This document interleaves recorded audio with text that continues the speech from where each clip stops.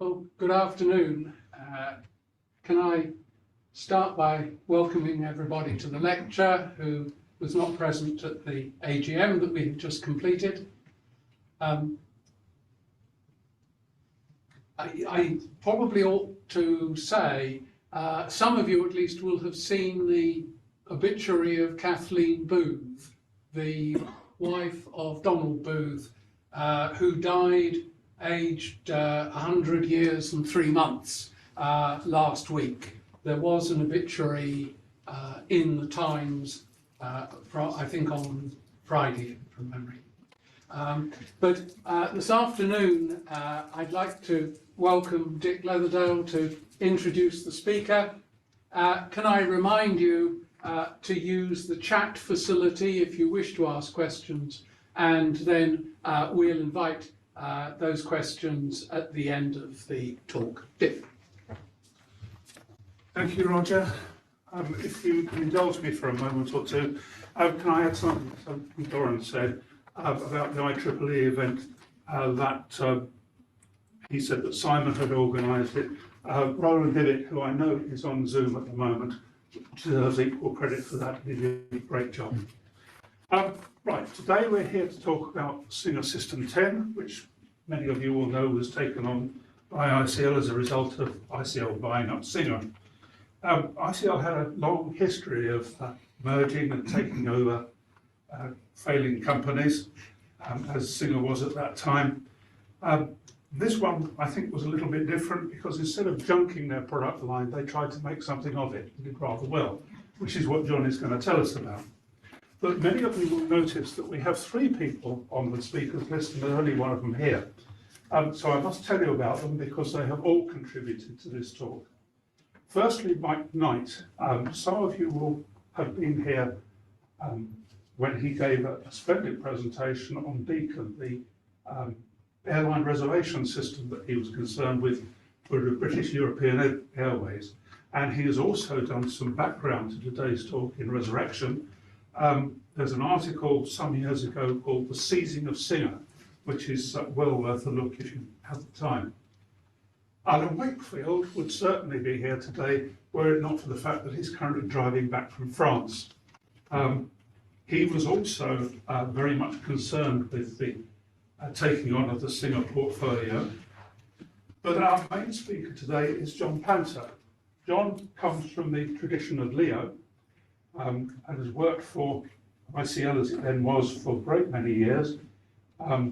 He came into the Singer orbit slightly late, very, very slightly later than the other two, and was very much concerned with not so much we're going to do this as how the hell are we going to do this. So I give you John, who not only was a senior figure, he was an ICL fellow, and as such that gave him the ability to talk to the chief executive whenever he felt like it, as a result of which I believe we got on the desk, which is a considerable achievement and very unexpected. So John, over to you. Right, thank you.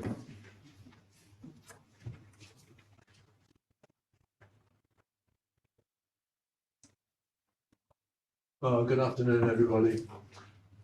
On the 29th of December 1975, the newly appointed president of Singer made the announcement that he was putting Singer Business Machine up for sale.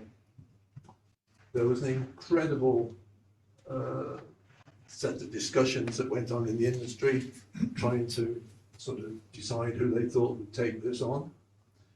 And in fact, they were somewhat astounded when the announcement was finally made that ICL was the chosen buyer.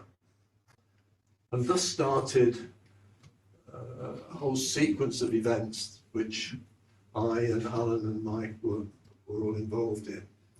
So I'm going to try and give you a little bit of a flavour of what happened, how we developed this whole system forward, but to give you a little bit of the background as well, and also to give you a little bit about the technology, because it was a fairly unique machine.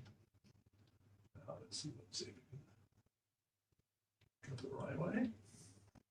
I mean, first of all, Singer, sewing machine manufacturer, doesn't sound like the natural home for a computer. In fact, originally, Singer was set up back in 1851 by Isaac Singer to actually manufacture sewing machines. He actually owned the primary patent on these machines. And by 1962, they were really the market leader. They not only were manufacturing, but they had a whole retail operation as well, where they were selling not only the sewing machines, but all the accoutrements, which I'm sure the ladies here present would understand. And they recognized that, in fact, they had something like about 175 retail shops in the US alone, to give you some idea of the operation in 62.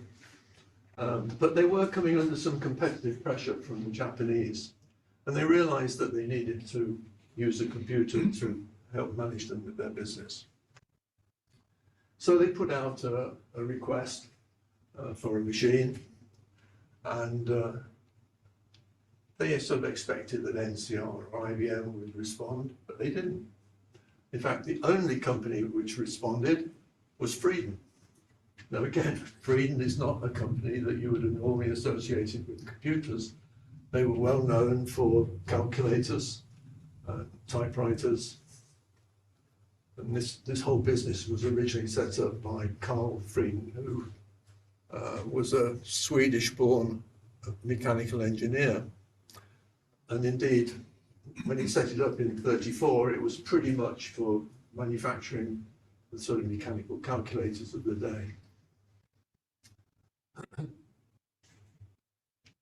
It didn't take very long before Singer decided, because they were in a sort of acquisition mode of their own at the time, and they were diversifying, that they decided that they would actually acquire the Frieden operation, which is what they did. And 1963, they actually created a division in Singer and started doing their, what they called a business data processor in those days, but which in fact became the basis of System 10. And a year later, or 2 years later, they actually established that as a proper company. And they very quickly, as they began to develop that machine, set up a whole load of international subsidiaries. In fact, at the time we're talking about the takeover with some 17 territories around the world, most of them in Europe.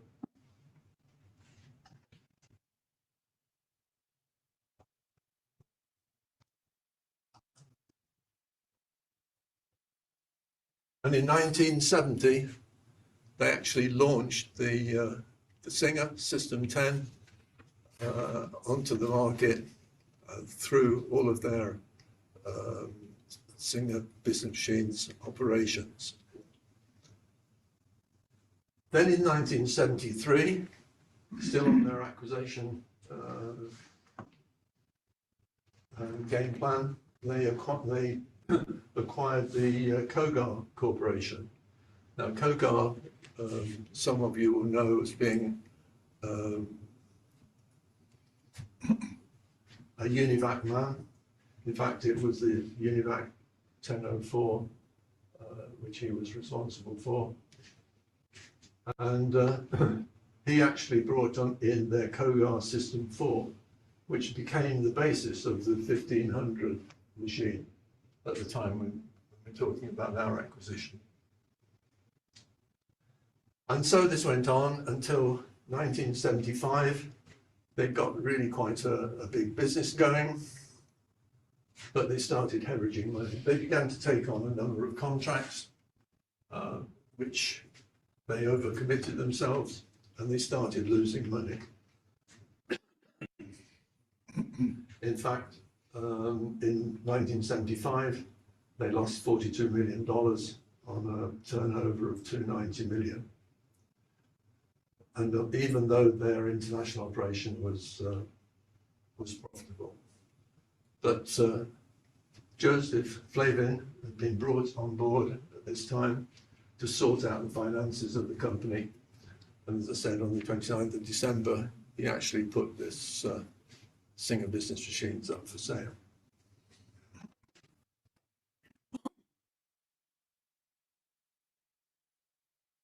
A little geography lesson for those of you.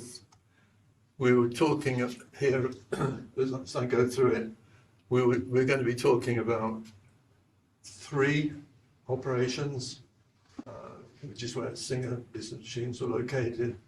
Albuquerque, which is a bit jerky. Something here. Albuquerque is in New Mexico, which is here, and this is where the manufacturing of System 10 took place. The headquarters of Singer Business Machines is San Leandro, which was where the original Freedom operation was in place.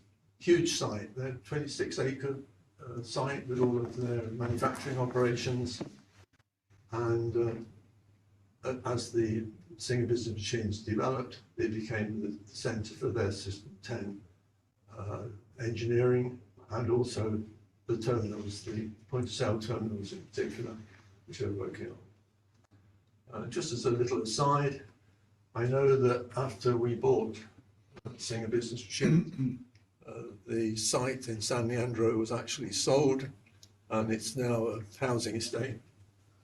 But they've had some real problems because the toxicity of the soil there, which obviously came from the manufacturing operations which took place when Freedom were making their calculators. And then way over on the other side is Utica, which is where Kogar was operating, and that's where the 1500 computer was. And there were two operations there. One was Cosby Manor Road, which is the picture which you can see there, which is where the engineering functions were. But there was also a manufacturing operation in basically what was a failed retail operation, which we all knew as the Plaza.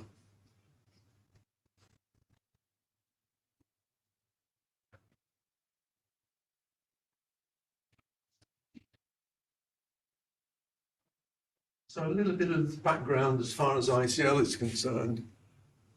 Those of you who've been involved with it will realise that it was back in 1968 when ICL was actually formed under the direction, basically, of the government. And that meant that we then had to merge 2 very dissimilar operations, the English Electric one and the ICT one. And that in turn required us to look at developing a new machine. That, as you all know, is a very expensive operation, and the company had to go to the government for some financial support. One of the conditions for that financial support was that there was a change of management. And consequently, Tom Hudson was appointed as the chairman, ex-IBM man, and Jeff Cross was then brought in by Tom Hudson from Univac.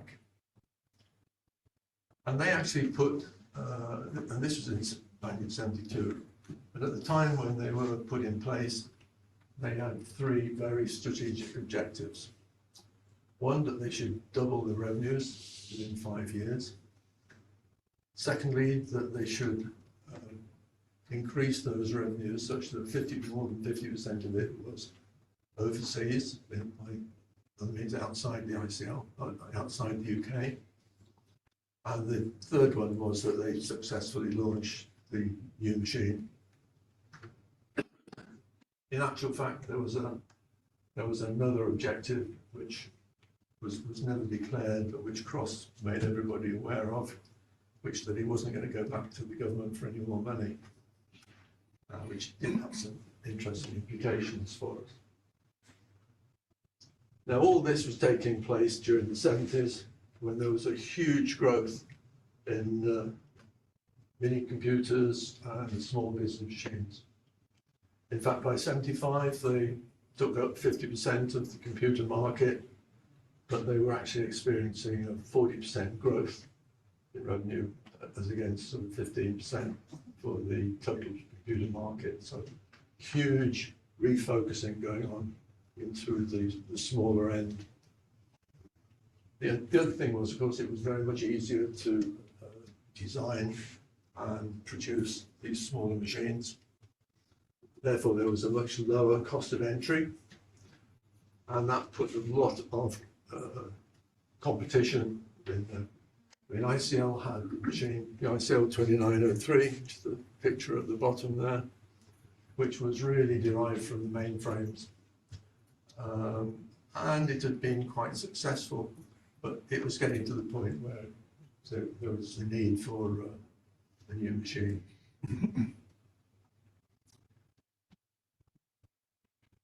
So basically, in the sort of 73, 74, they managed to get the new range launched, and the results were looking much, much better.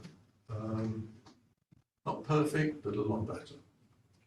But they realized that there was no way they were going to achieve their objectives with organic growth. So they were looking for some acquisition somewhere along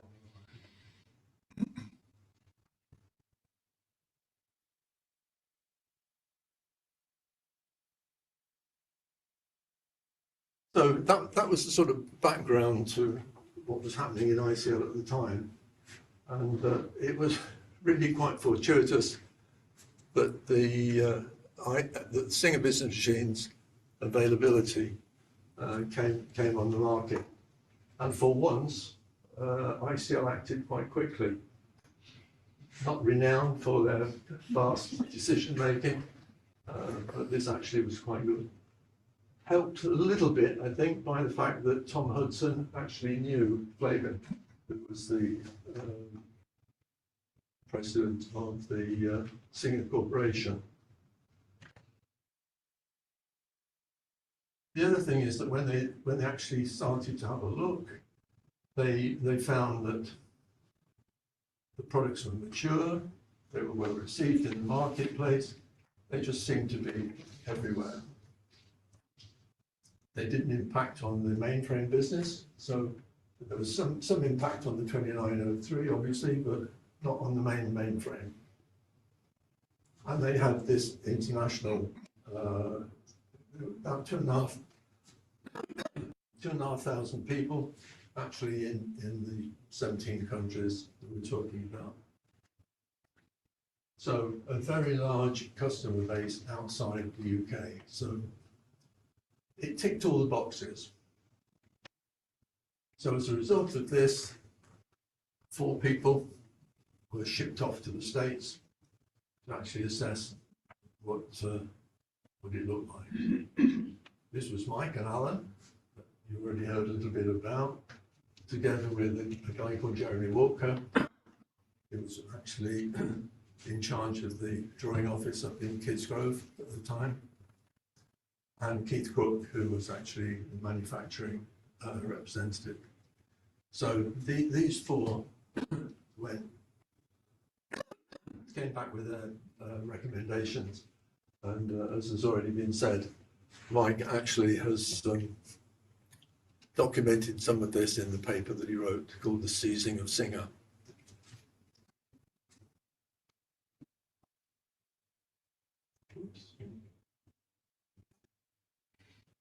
So as a result of this, in early May, a small team was set up in the company. I had a call from Frank Connors, who was my boss's boss at the time. I was actually managing a small group of engineers who were responsible for the design authority for all of the ICL equipment that had been released into manufacturing. So we were basically fourth line support, solving and fixing problems as they occurred after machines had been released.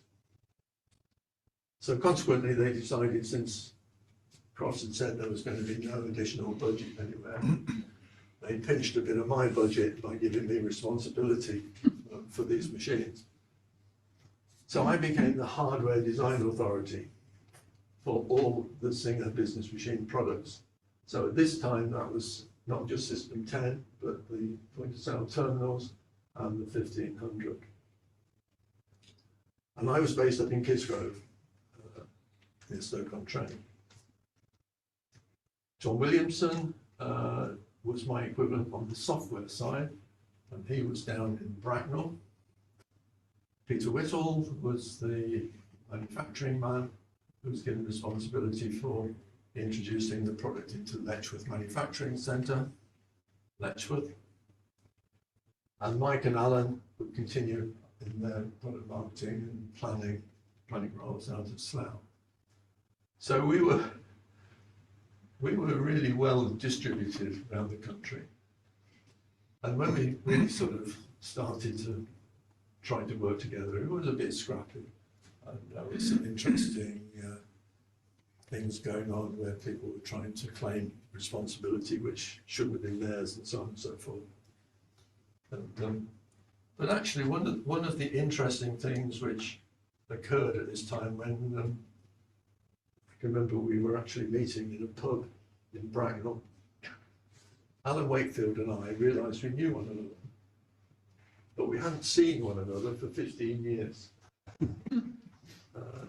In actual fact, we both graduated from the same course in the same university in the same year, 1961. And I have to say that that friendship has been going on right until now, even though he has let me down by driving back from France today. He's a very good friend. And then in early June, having sort of done the preliminary bit of work which we could to try and familiarise ourselves with the machines, a few of us took off to Albuquerque, the manufacturing plant, and to San Leandro to talk to the engineering people. And wow, what they say is the devil's in the detail. Well, we found out where the devils were on that trip. We found that there were a whole set of enhancements which were in work, hadn't been fully and finally tested, but we were very close to it. There were supply issues with the peripherals. Quite a lot of the discs and tapes and things, the peripherals they were using were going obsolete. And whilst there was some inventory to hold the fort, it was going to need some rapid work to try and find some replacement products. And similarly, we had to look at what sort of configurations we would need to do. And all this at a time when we needed to hire some staff from Singer to help us, and they were leaving the company in droves. I mean, the one thing about being in the San Francisco area at that time was that you never needed to worry about a job. You just worked out of one company and into another. The picture, by the way, is the hotel where we stayed when we went to San Leandro. It's actually in San Mateo, which is at the western end of the San Mateo Bridge, which goes over the San Francisco Bay, and San Leandro and the Singer Business Machines place is actually the other end of that bridge. So this is where we stayed. I think people thought the castle might give us some feeling of being at home, but it's a real bit of Americana.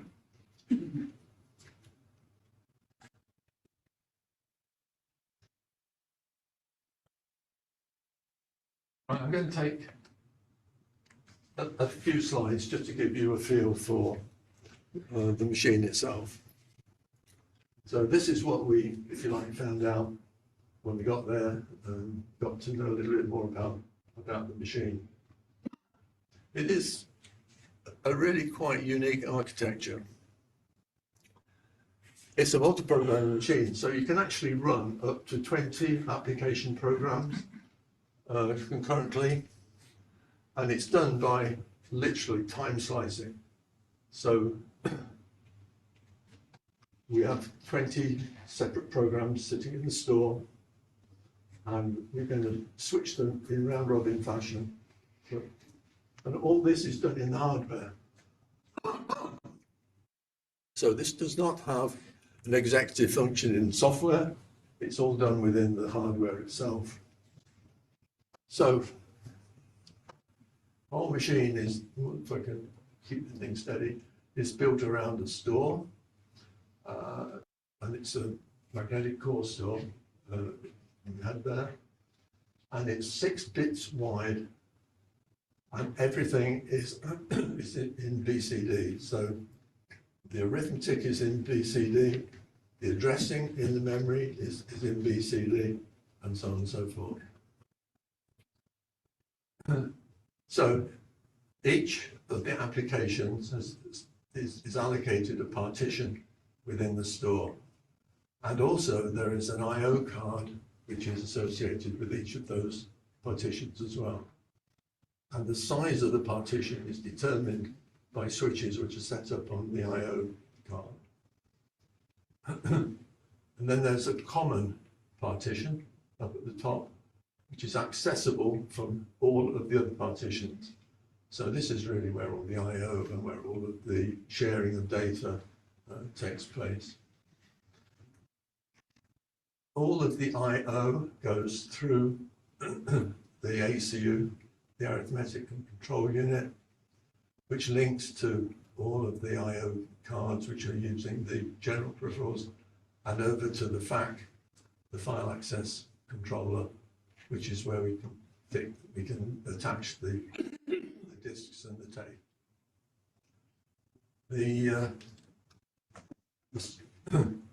The data format is 6-bit. It's actually 6-bit ASCII, which is 7-bit ASCII with a bit 6 missing.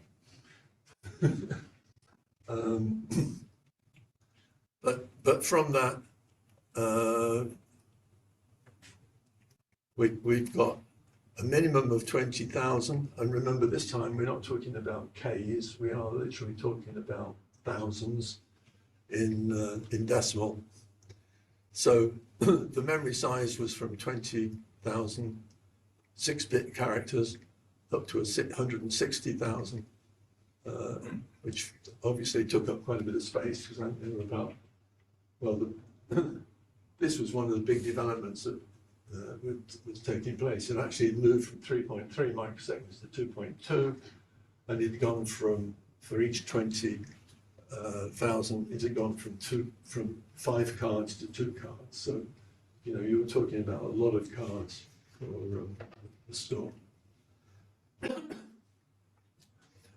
then, as I said, the executive control took place in the ACU, and there were really 4 executive control routines which were running in the hardware: instruction fetch, partition switch, I/O control, and an interrupt service. So those were all there, making sure that you switch. And then there was 300 characters in each of these partitions, which was effectively used as the hardware for all of the information which are required for holding index registers, data transfer, and so on and so forth.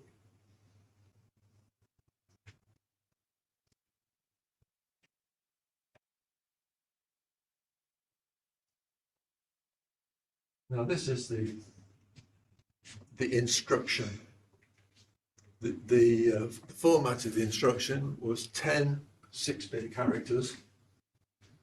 So basically we had to go through 10 memory fetches to get this instruction sent out. The bit 1 on the top here is actually the instruction, the operation code. So actually there was only room for up to 16 basic instructions. I'm not going to go through them, but they're down on the right-hand side. But it was a traditional to address. So you added A to B and put the result into B. The basic set was the memory could be set into 1,000 character chunks. Sorry, 1,000 addresses, but there were actually some page. So you could actually get up to 80,000 on the address here, and then there was an indicator which allowed these addresses to be defined as being either in the partition they were in itself or in the common partition. So you could take, it's jumping about.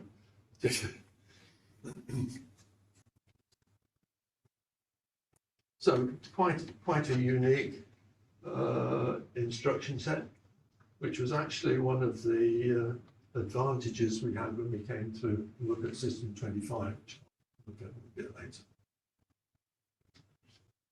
But it was actually able to do direct, indirect, and indexed addressing. So it was, even though it was only a small set of instructions, they were actually quite powerful and quite easy for people to use as well.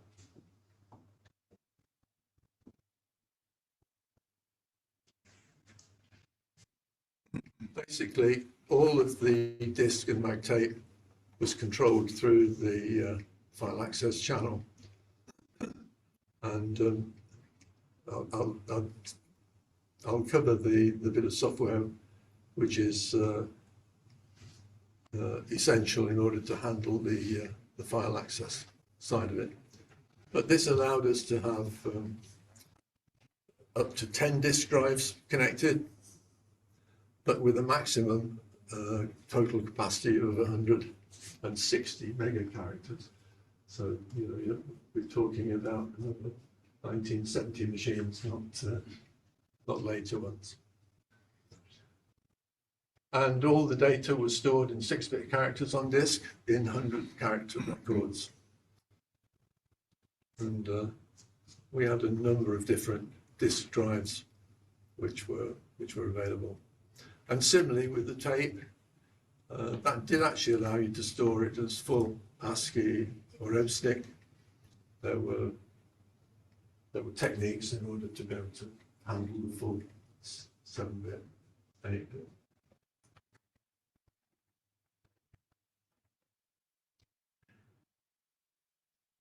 In terms of input and output, and remember these were the cards which are associated with each of the partitions in memory.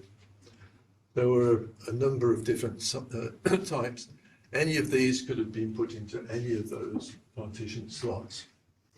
But the two that were used a lot were the MD IOC, which is the top one there, which was used to connect in things like data collection, point of sale terminals, so on and so forth. And they were connected on a twisted pair, daisy dropped, and you could have up to 10 onto each of these IOs. And of course you could have up to 20 of these IOs, because it's 20 partitions maximum allowed. So with those, you could actually put a lot of terminals on this machine. So it became an extremely good transaction processing machine, which is why it became good for things like retail, factory data collection, and so on. A bit like the MDIOC for the sort of general terminals, the MTIOC was there for connecting in the videos, the printers, and so on and so forth. But again, up to 10 on a line. And these single twisted pair interfaces could be up to 600 meters long. So a long, they were good for going in some big stores. But the other cards very much involved with communications, sync and async.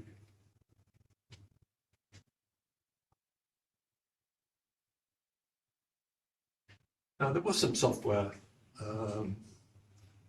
which was given out with the machine, the DMF2, the disk management facility, which was supplied on a removable disk. But part of the process was actually to load this up, and most of it, the bits which got a solid line around here, were loaded into the common partition. So these were where all of the standard processes were, handling the disk structures, the various disk and tape access methods, and the services which you need in order to run the machine generally. I'm not going to go through all of it in detail. The key bit is this bit at the bottom, which is the LIOX. This is the logical I/O package, and basically this handled all of the I/O requests. So any of the application programs running in a partition were able to make a call up onto the LIOX that would then take over to handle transfers into any of the peripherals, disk, tape, terminals, point of sale, so on and so forth. In addition to that, there were a number of other support programs provided. In particular, there was the assembler and the RPG. So most of the program was done, programming on applications was done in assembler, but a number of the users were actually using RPG.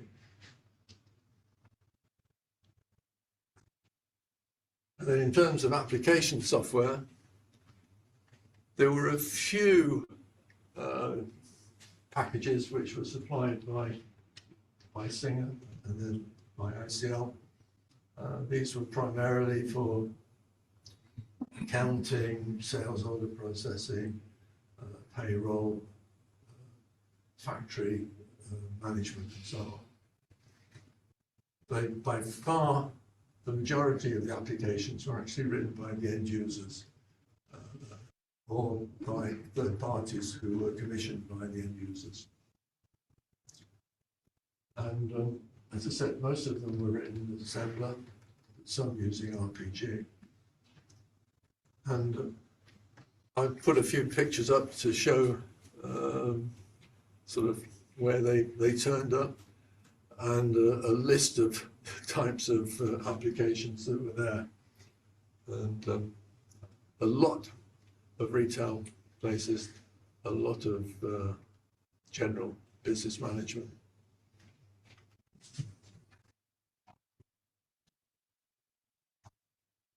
So that's as much as I was going to give you on that. I'm sure some of you will have questions about the machine structure.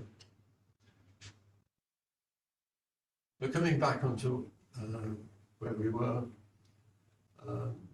once we knew what we'd got, the first task was actually to start defining exactly what the machine would be that we would release out to the market, which would become known as the ICL System 10 Model 220. And the decision was taken that we would actually adopt all of the enhancements which single business machines had got in work, even though that required that we did quite a lot of system testing to prove all of them. And that involved in turn an update on the DMF2 software. And we also looked at the various configurations. The original Singer System 10 was in high cabinets, the sort of high. The decision was taken to actually put everything down into desk height cabinets. And of course we had to do all of the usual badging, the livery. So at that time everything was orange. So we, as against the grey colour of the original Singer machines. So that's where we got to, and then in August, I actually went over to San Leandro to start moving all of the documentation.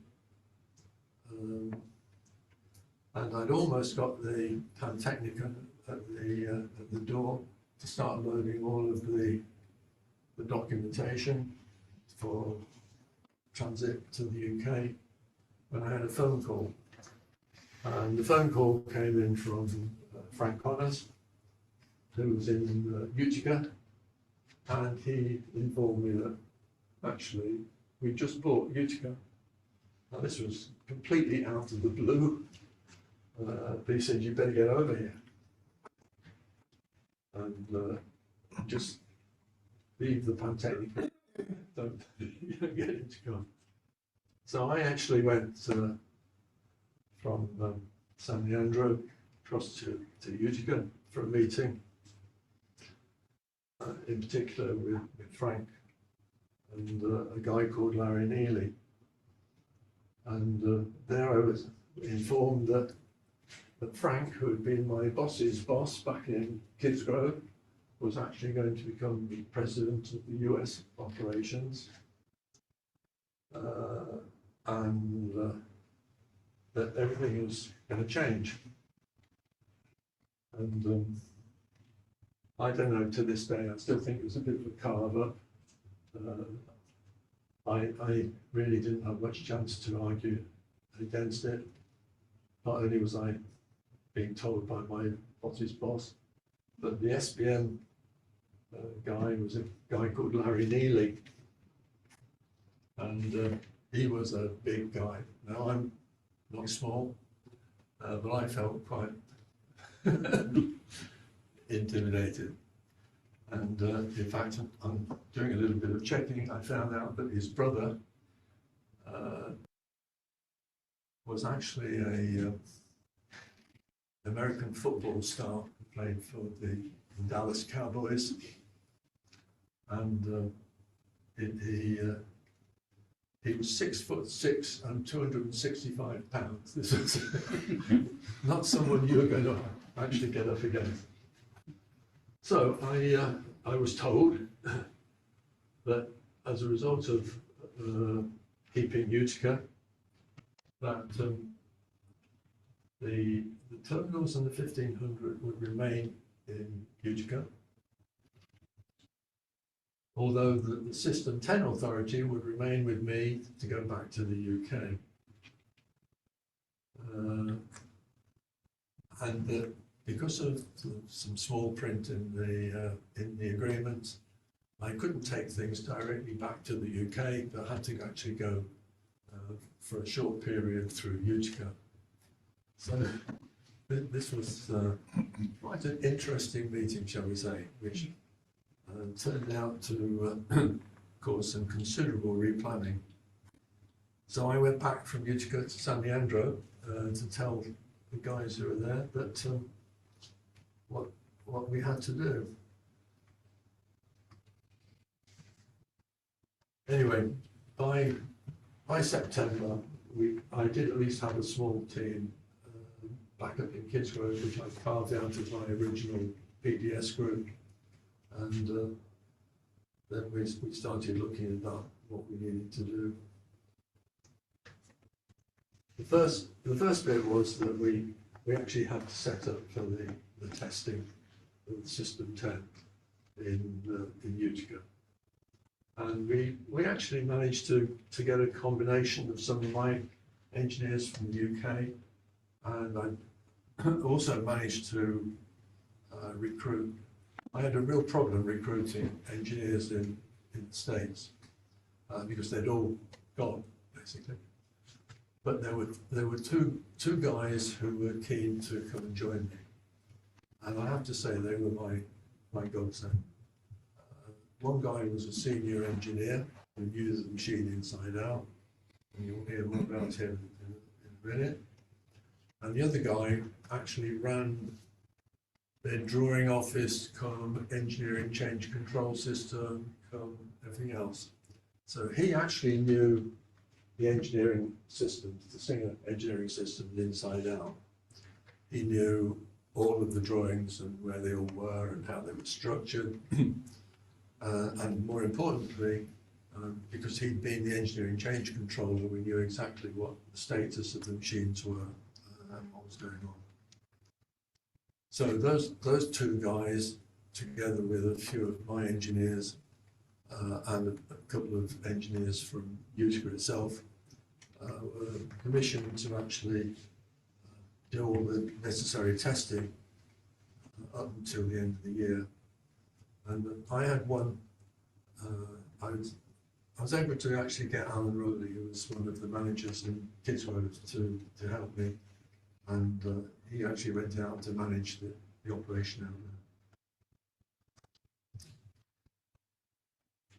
Now, the other part of the agreement with Frank was that the Utica operation would continue to manufacture some of the system tests, in particular any 60 hertz machines tested for the US, Canada, and so on.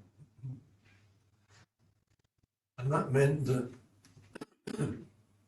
we had to set up some systems which allowed us to handle all of the engineering between the UK and the US. And that meant we had to handle two totally different numbering systems on the bill of materials.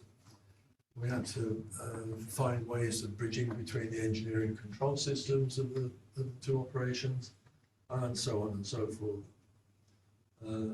And one of the benefits I got from that was that I did at least manage to have an engineer in Utica, which was my liaison. So we got all this going, and we started back at base. We started looking at some of the peripherals and looking to see where we would manage to find some replacements. And wherever we could, we tried to use replacements which were being used in ICL already. Some of them were being used on the 2903. So whilst there were interfacing issues and the like, we did in fact manage to ultimately find replacements for all of them. Meanwhile, and this is the bit partly unbeknown to me at the time, there was obviously quite a lot of concerns within the Singer Business Machines operations in the various countries, and also the customers themselves, who were concerned about, what was going to happen, would they get the right level of support, would there be ongoing support, so on and so forth. And I have to say, I'm indebted to Alan Gilman, contacted me about a week ago, gave me a little bit of an eyes up on what went on. And Mike Knight had also told me a little bit. And some of it was handled by Doug Comish, who was trying to manage a lot of the operational side of it and to merge the two operations together. And in many instances, actually, it was the Singer Business Machine management that actually finished up running the whole operation rather than ICL. So there was a merging and a mixing which went on. And at least the Singer Business Machines people, the ex-Singer Business Machines people, didn't feel as if they'd been having their nose pushed out to join. And then in terms of the general support, Alan did a good job in sort of getting the field engineer and customer service people settled down.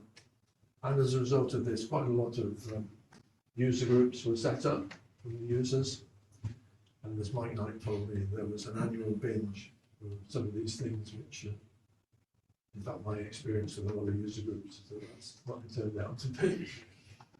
But useful anyway.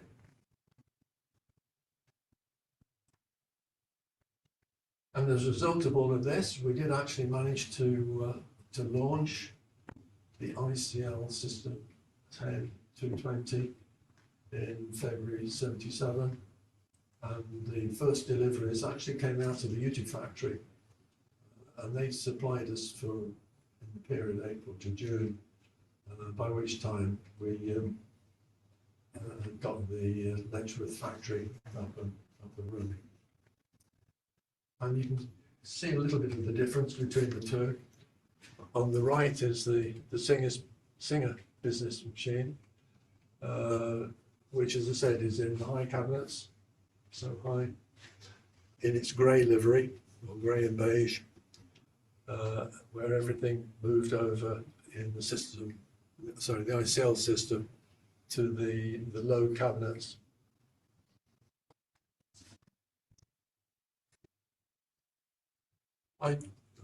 Just as an interesting fact, I tried to find some costing information, and it's not easy to come by.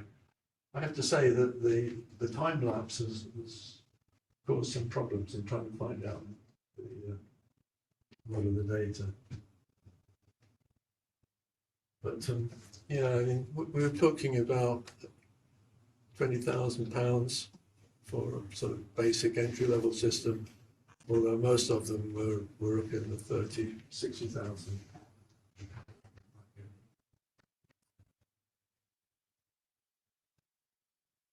So that, to me, that was the phase one. That got us to the point where we had a machine, which was now an ICL machine, not a Singer machine, out in the marketplace at the time. And as everything settled down out in the market, there was a general feeling that things were going in the right direction, and that this was going to be a success. But of course, once you start getting to that point, as far as I'm concerned, on the engineering side, I start getting marketing come knocking on my door. And generally speaking, there's always a desire for lower cost and more goodies. And that's what happened. And remembering that we didn't have a proper budget at the beginning of this, we actually scrambled bits of money from other people's existing budgets. We at least began to use the requests coming from marketing as an argument for us to get some money. And that did actually begin to pay some dividends, as we'll see. But interestingly enough, it was in the spring of, well, March, I actually got a first very short paper from my ex-Singer business machines engineer, Rich McMurray, for a replacement Mark II machine. So this is going to become System 25. So actually, the start of System 25, I see it, starts at this point in March. Rich and I held very informal discussions over a few months until we felt that we probably had enough to be able to go to marketing with the first proposition that should we start looking at this, here's some ideas what it might be, so on and so forth. And then, partly as a result of trying to sort budgets out and all the rest of it, we started, my management started talking about the possibility of moving our unit down to Bracknell. wouldn't it be a good idea to get the hardware and the software teams to coexist in the same building? Well, it was on, it was off, it was on, it was off. In fact, at this point, I was about to do a major refurbishment of my house up in Nantwich. And it got to the point, and they said, no, it's definitely off. At which point I initiated my refurbishment, and it was sort of late summer, just as the builders had taken the tiles off of the roof in order to merge things together. It was on. It was an interesting experience. So not only was I working on moving the hardware team from Kidsgrove down to Bracknell, but I was trying to keep the refurbishment of my house going at the same time. So an interesting period. But we did actually do this. We did actually move into Bracknell on a part-time basis from September that year. But it took us like 3 months to get the whole thing going because there had been no hardware in Bracknell at all at that point. So we literally had to set up scrap. We had to set up drawing offices, workshops, laboratories, you name it. There were all sorts of theories as to why we should have moved down to Bracknell.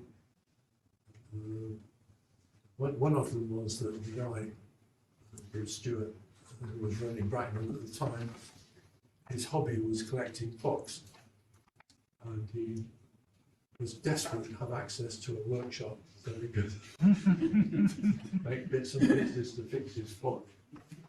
And, there were a few times when I went into the workshop and found that there was some external work being done, but it kept people happy, which was the main thing.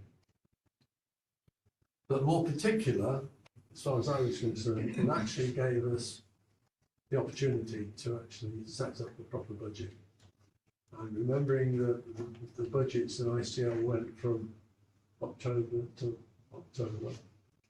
So that last quarter, I actually had got a smallish budget, which allowed us to set up a number of projects.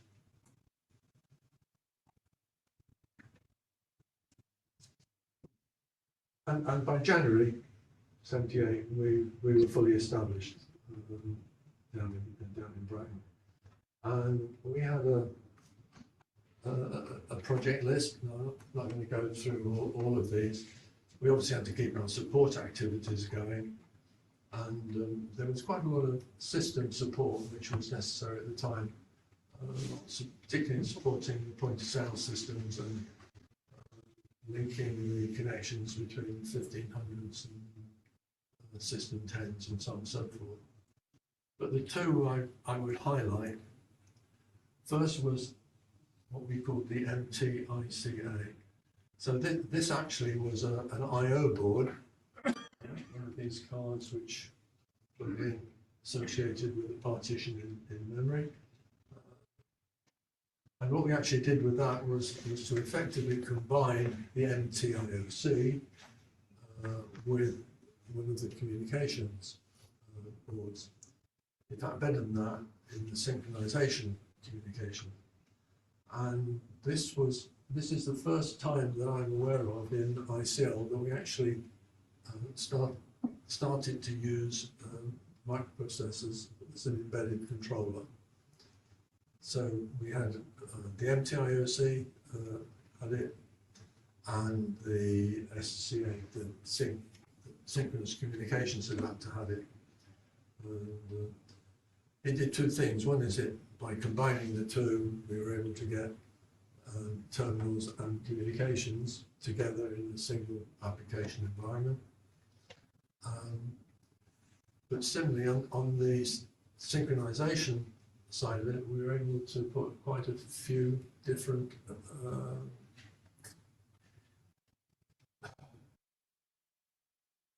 procedures in there. And then the other one is the Mark II. So I managed to get an ex-systems, Singer Business Machine systems engineer on a short-term contract. And he actually came over and he led, I recruited a couple of young engineers who worked with him, and we started putting together the first architectural design of System 25.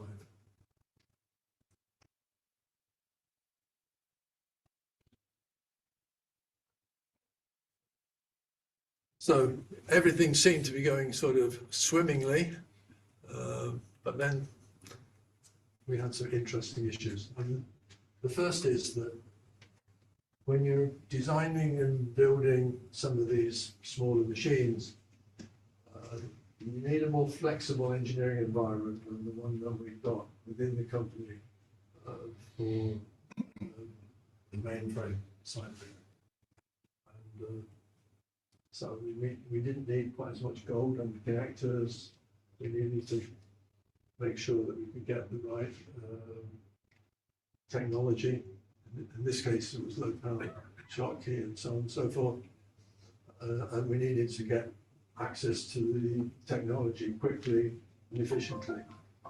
So there was some interesting discussions that went on with the technology group up in the school who were responsible for this. And it culminated at one point where when we were putting the planning together for System 25, we were beginning to get unacceptable budgets and timescales associated with it. So that there was a little bit of argy-barging going on. And, but it was about the same time as this was going on, there was a reorganisation going on in the company as well. And in particular, some of this was associated with the way in which Ed Mack operated, who was actually responsible for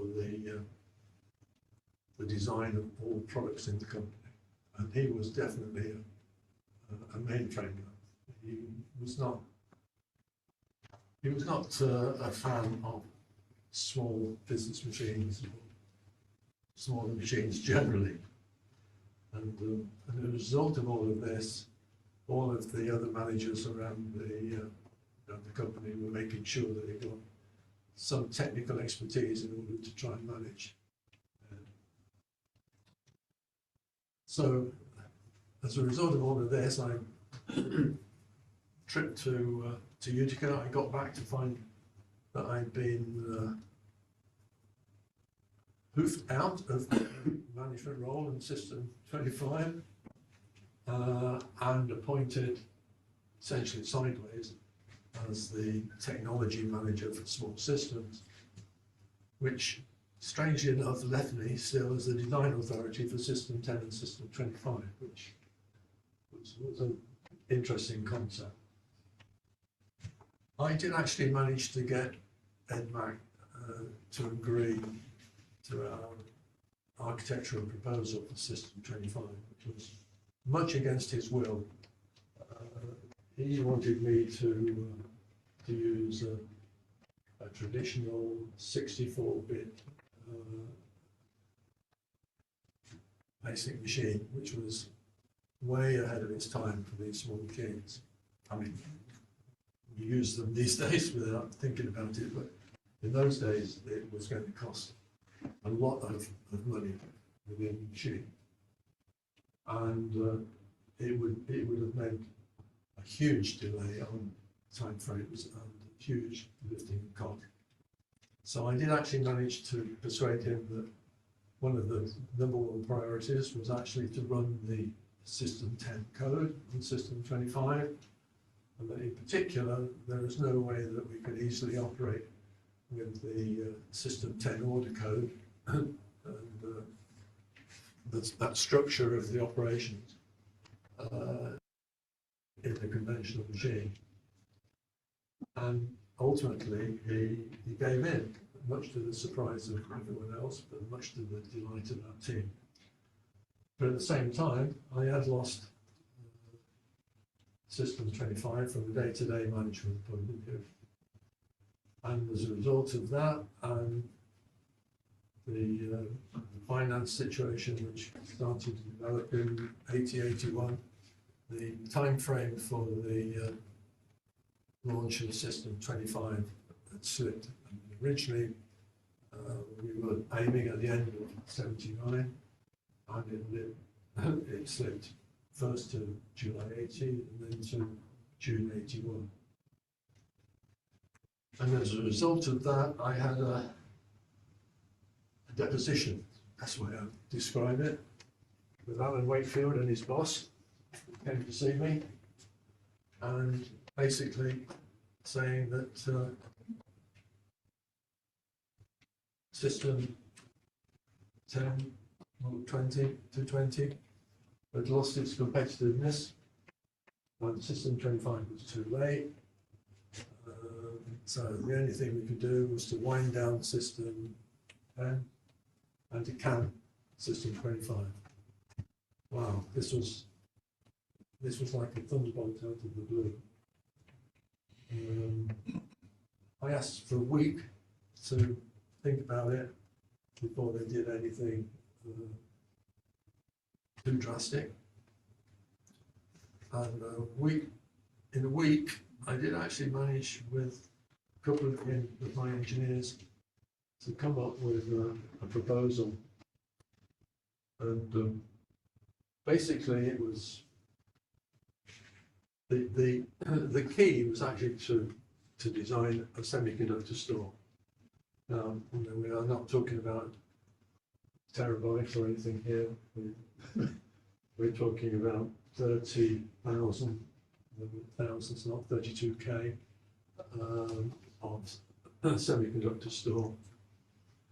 But it meant that we saved a lot of board space, and as a result of that, we managed to get all of the logic down into a single card cage, which then allowed us to actually put that together with its power supply underneath into a single low cabinet with the beds on the top. So an entry-level machine, but had the whole machine within basically a low-level machine. This actually was, well, I got a tick in the box on this one from Alan and the rest, but they wanted to make sure that it was achievable. So they said they would donate a machine, so we got bits and pieces to play with, and I and a few others, including Red at this time, got involved. We set up a skunk works basically to make a prototype. So in 8 weeks, we actually managed to produce a prototype, which was then picked up. And Bill actually took it on as a project manager. And Mike actually moved from his product planning role to become the marketing manager of these machines. And we did actually manage to get this launched late 79. And it did actually manage to bridge the gap until the System 25 came on. There were some interesting issues at the end, because we finished up with some inventory which had to be managed. So very often when you're moving from one machine to another, the management of the inventory across that junction is an interesting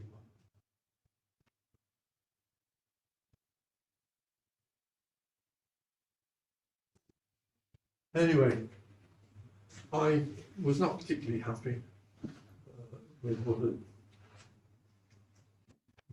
what was going on, and Bill Kelly, who actually ran the engineering function in Utica, approached me and offered me a sabbatical year over in Utica, which was an interesting experience. So look to see if we could actually run System 10 code on the DRS. This was the distributed resource system, which was currently being looked at, and there was work going on in Utica and in Kidsgrove actually to look at the architecture of this. And so I actually finished up going out there for a year, and we did actually manage to design a single car based on the 68,000, but with a fairly sophisticated hardware assist to decode that instruction code. And we did get it to work. But interestingly enough, we got it to work, but it wasn't much better than System 10. So it was interesting and useful. I learned a lot about emulation. And we had a very interesting experience. That is giving you a better view of the facility, in the engineering facility. Quite a large building. It's actually currently owned by a communications company. And we all had to live in apartments. So this was outside gardens, but apartments. But, yeah, Utica's an interesting place. It's definitely seen better times. It used to be a very prosperous place. Definitely lost out when industry moved from the north down to the south in the US. But the surroundings with the Finger Lakes and the Adirondacks and so on, absolutely stunning. And a very, very interesting history as well. It was actually where a lot of the sort of frontiers, when you hear about frontiers in the olden days, actually it was around getting that level. It was as they were moving up from New York and going across. There were lots of battles with the, actually mainly the French, but with different Indian tribes who were taking sides with the British and the French. And so there's quite actually a lot of forts and battlefields and things that were around there. The other interesting thing about it is its ethnicity. It's changed a bit since I was there, but at the time I was there, I would say roughly half of the population were basically of Italian background, 40% with Polish, and 10% for the rest. But in particular, the Italian one, it actually was an area where the mafia had quite a lot of their summer go-to places. So a lot of the, let's just say there was very little trouble.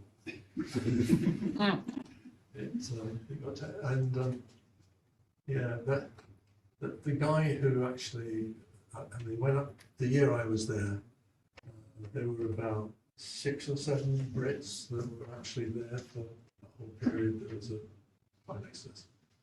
And they had to have somebody to look after us and to find furniture and cars and all the rest of it. And yeah, we didn't ask too many questions where some of this came from.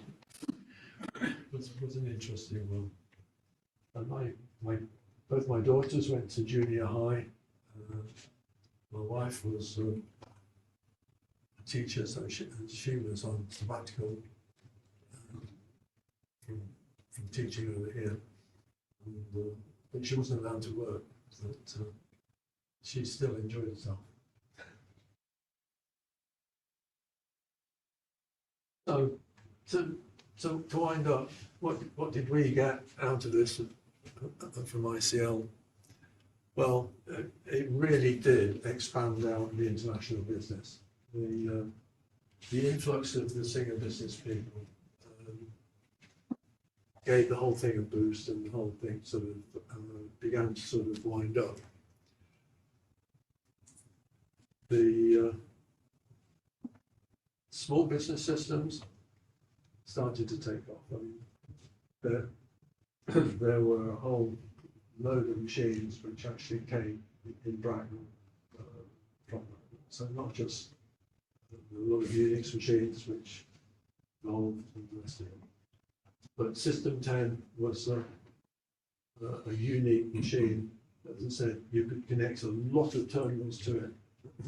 In theory, about 200 terminals could be connected to it. And well, certainly when the System 25 came to be, that actually set the whole of the retail business, which became quite a freestanding business within ICL. And that, I mean, there was a little bit going on before Singer business machines, but the Singer acquisition gave the whole thing a shot in the arm. We shipped around about 1,000, in fact, probably just under 1,000, but of that order of machines a year. So it was a reasonable size business. In terms of Cross's business targets, yeah, I mean, well, he left in 77, I think 78, 79, most of his targets were met. Unfortunately, 80, 81, the whole thing collapsed in heat again. So not all of that was an ICL specific issue. A lot of that was to do with the financial situation, not unlike what we're going through at the moment. But there was still, at that time, there was still an issue, because most companies would actually look at their R&D as being a percentage of their revenue, let's say 7 or 8%, something like this. The demands of the mainframes were huge, which meant that always we found that the budgets for the small machines were squeezed. But meanwhile, System 25 went on to become quite a successful machine. It was indeed fully compatible with System 10 software, so you could actually take the application programs going on the System 10 to 20 and run them on the System 25. And well, I had a bet with someone that System 25 would have a 10-year life, and as far as I can make out, the last machine was delivered in 1990, so it didn't do too bad. Now, I have actually added a few references, so if anybody wants the slides, they're welcome. There are quite a few documents. Most of these are actually available on the web, one way or another. The only ones which aren't are my notebooks. Believe it or not, I still have a whole set of notebooks, but I didn't keep a diary per se, but it certainly has records of all the meetings that I went to, and quite a lot of the details that I found at various machines and the like, which been a godsend as I did this talk. And the other one, which is interesting, is the one at the top. At the Full Joint Computer Conference, 1970, this paper was delivered by a couple of engineers from the Singer, and that corresponds to the time that the Singer machine was actually launched. So that's the earliest technical description that I could find. Other than that, as I say, most of the rest are actually ICL publications,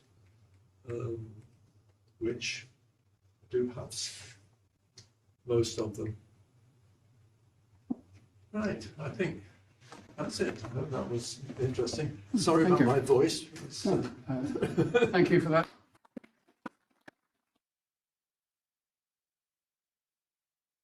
Got one or two questions that people have asked along the way. Two which relate to application programming. David Hunt asks about what language people used to write application software. Well, RPG was the IBM one, which was being used, but the rest of it was in assembler. Most of it was assembler. And Ian Sillers asks about particular applications that the systems were used for. He has a particular interest in whether there was a parcel drop-off application. I have absolutely no idea. Yeah. But what sort of applications do customers use the machines for?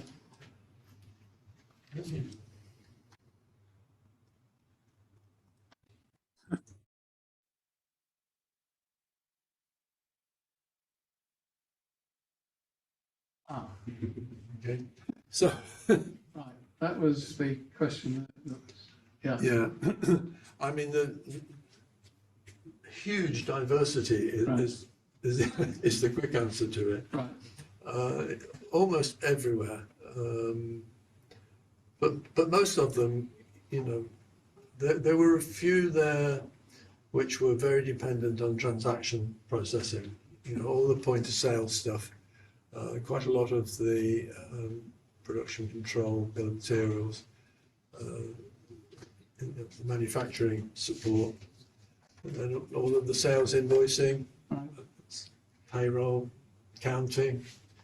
You were talking about the final date. Graham Bird, who was in BRA 03, which I think is Bracknell, says he seems to recall the System 25 being sold in 1992. Oh, really? Well, the latest I could find was 90, but he could well be right. Are there questions in the room? Yes.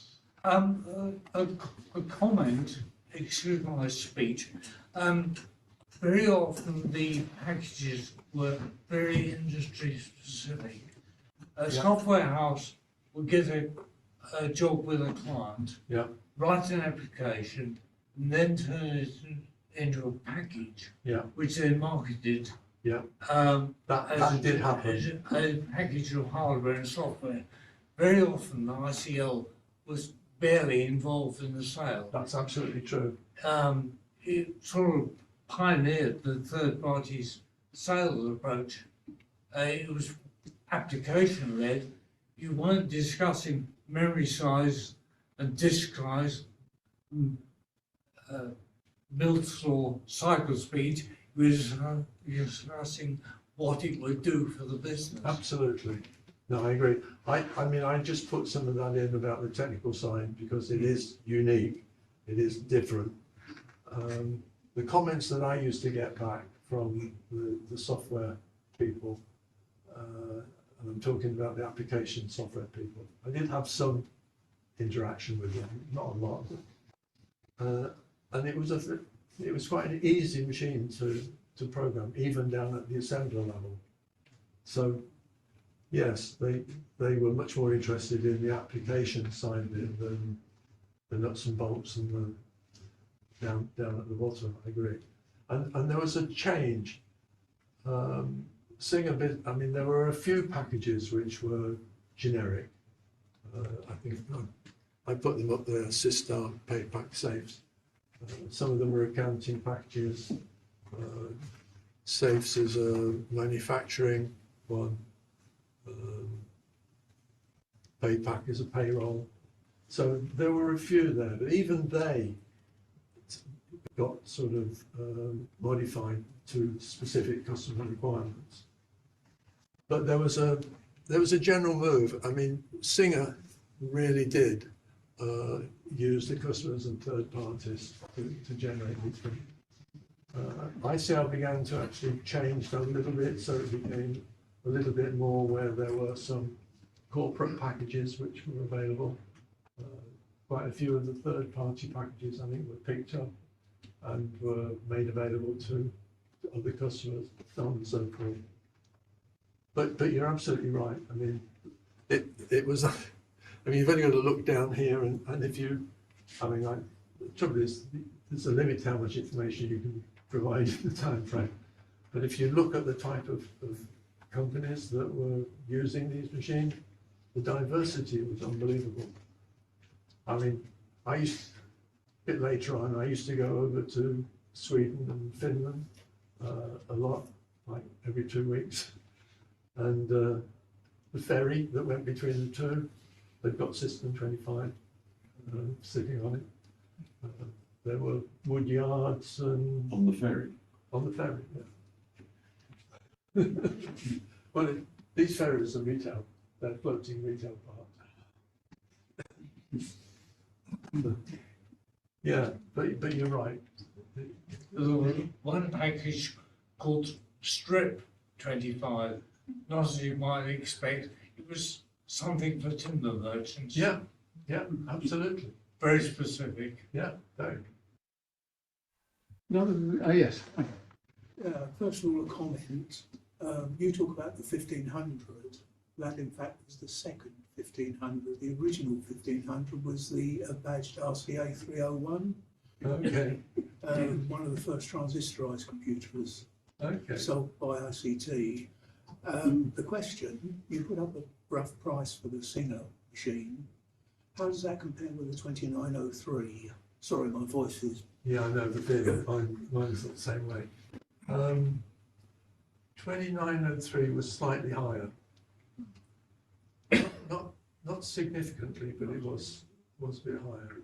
It was sort of at the time when Singer was coming along.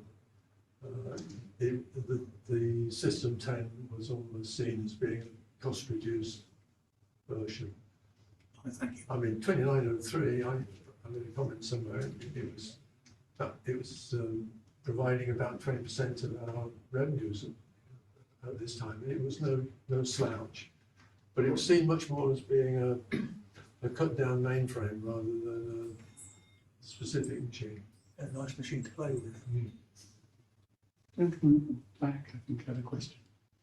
Just returning to your point about the software packages, I was appointed, what you would call it, data processing manager, IT manager, I suppose, of an engineering group in Birmingham, and we bought 4 System 10s Right. on the strength of the Safes package and Yep. Sistar. Yep.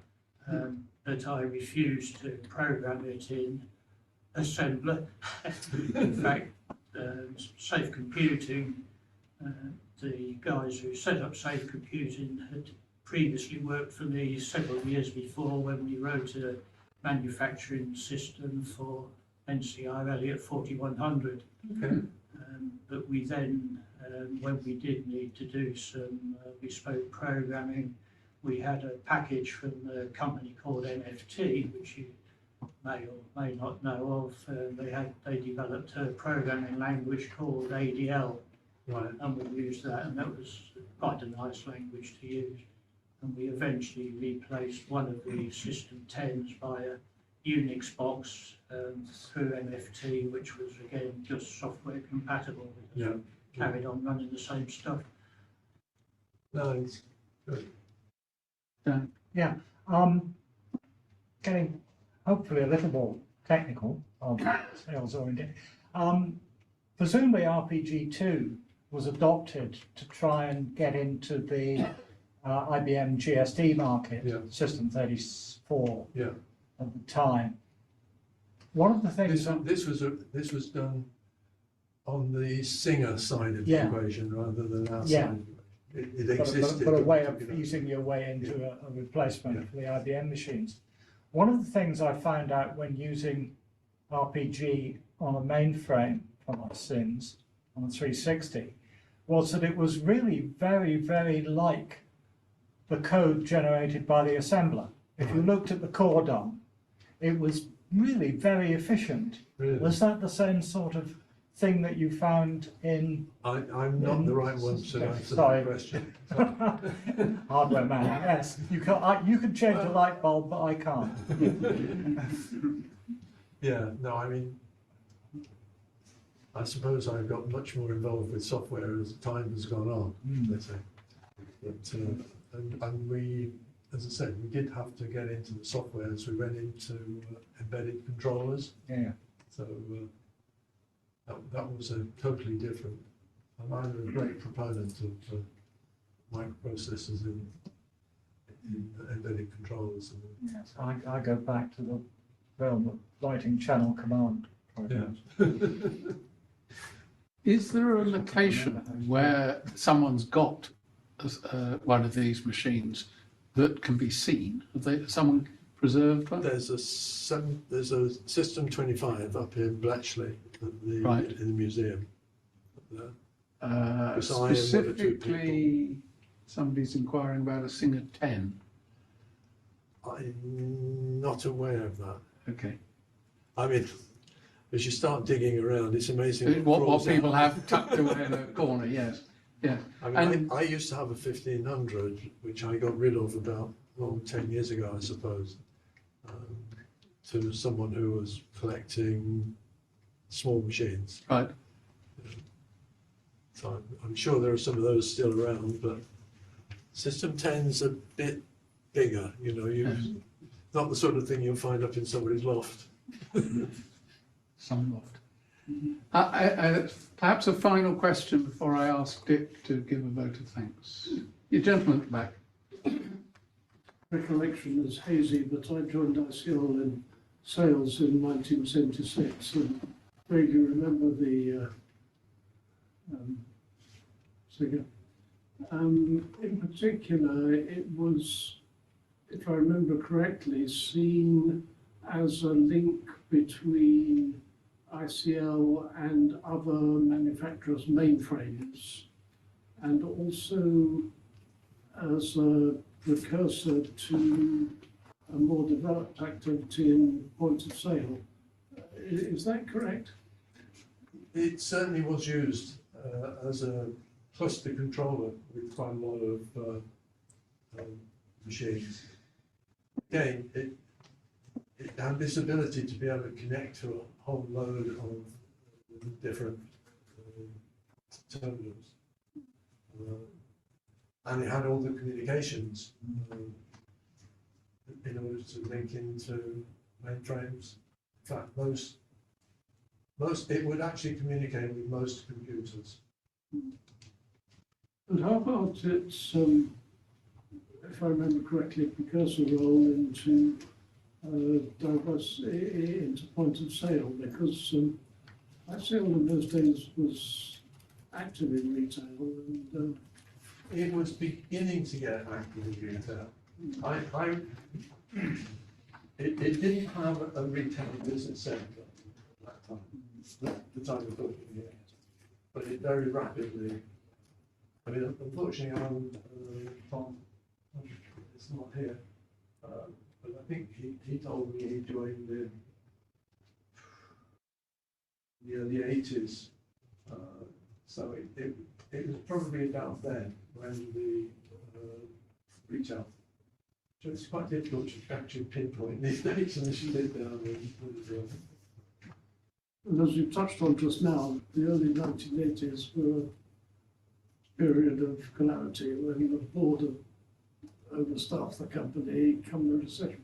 Yeah, yeah. Yeah, we've lived through a few of those.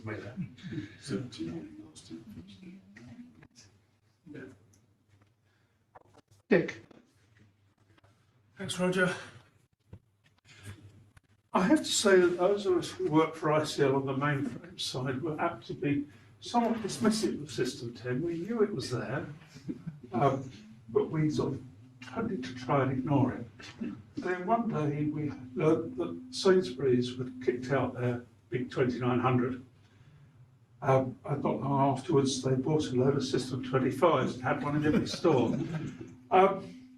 That's a considerable purchase and considerable achievement for System 25.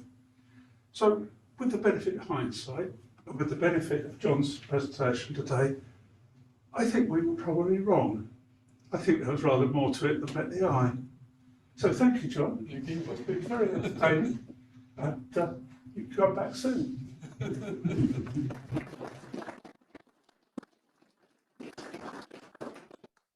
If I can close by just thanking again for the talk.